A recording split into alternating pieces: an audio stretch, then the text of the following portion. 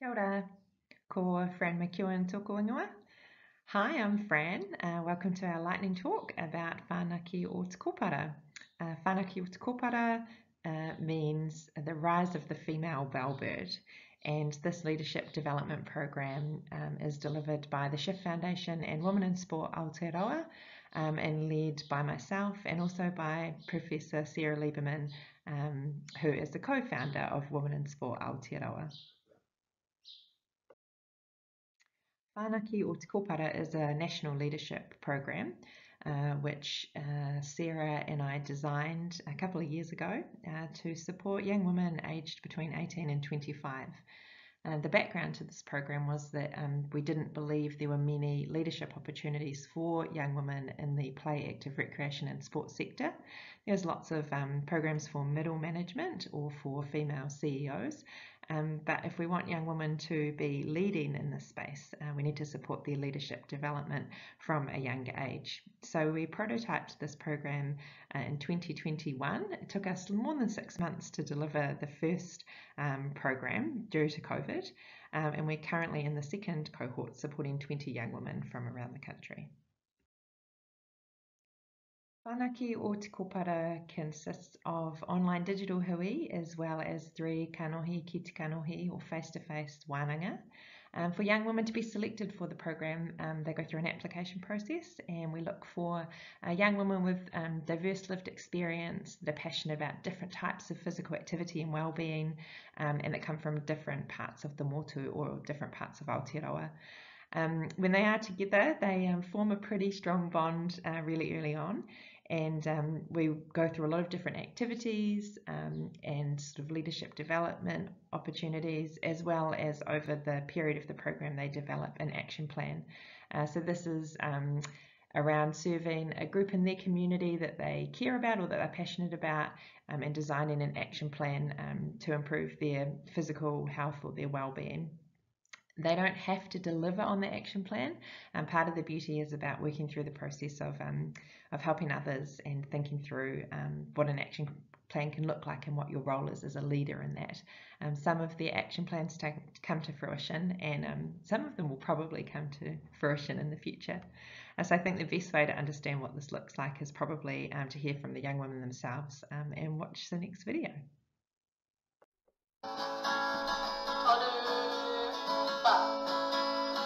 Purpose of Whanake o Te Kōpara: provide opportunity for young women, those aged between 19 and 25, who have not had opportunity to show that they can exercise leadership.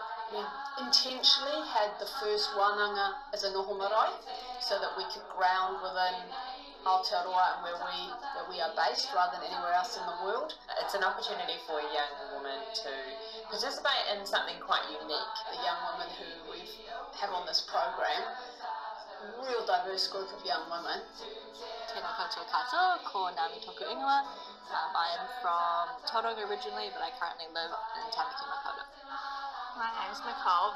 Grew up in Auckland, but I've just moved down to Invercargill. I'm Ora. I'm from Taupo, Baker Lake. We asked you to talk about a group or some people that you might want to serve or that you were interested in contributing to their improved well-being.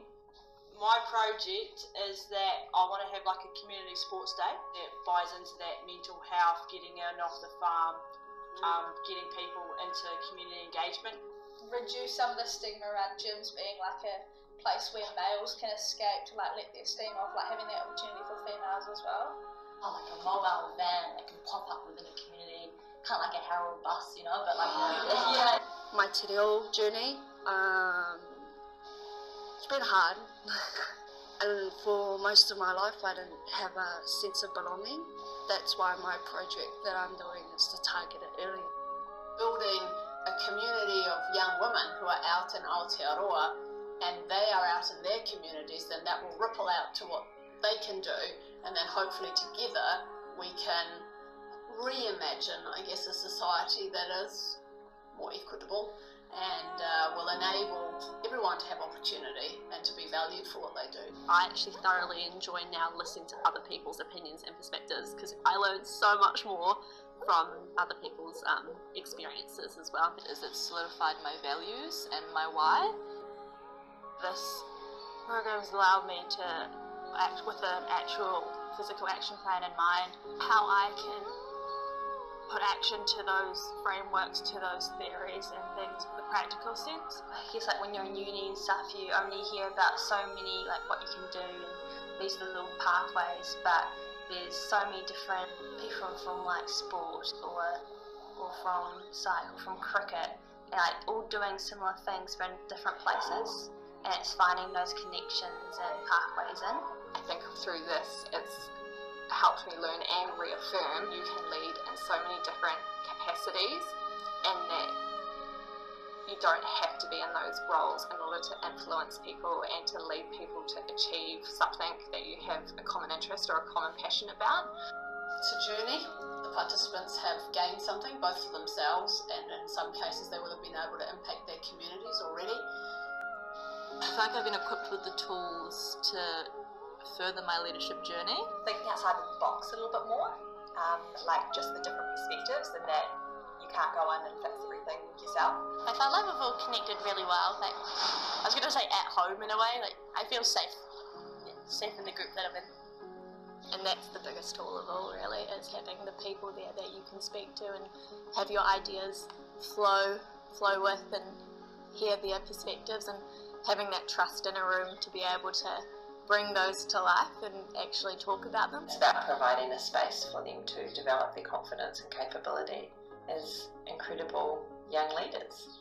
To feel safe to express who I am so confidently, and this space has helped me so much, and like to come here and they look to me for advice around Te Reo Māori, it is a boost of confidence. It did help me. In the time I've been on this program, I've got a new job, I've got lots of different roles and responsibilities that I never really thought I would be doing, and I really think this program has enabled me to take that leap and dive into those opportunities that I wouldn't probably have done or thought I was capable of doing before coming on this program. The participation, it might not be something you use straight away, it might not be something that's relevant right here and now, but it's something that in 1, 2, 5, 10 years could be a massive benefit. The group of girls that are on this program, who knows where each of us will be in 10 years, and how that in itself will be a massive benefit to us, them and the wider community.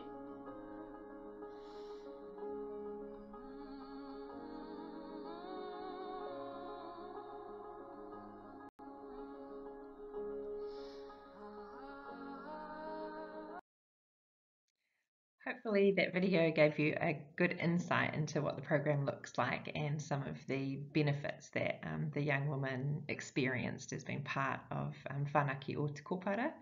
I think just to touch on a few things, deeply understanding their own values and what makes them tick is a core part of the program, alongside lots of different activities that build their leadership confidence, and their understanding that leaders are really diverse and that not all leaders are loud, and there's wonderful quiet leaders as well.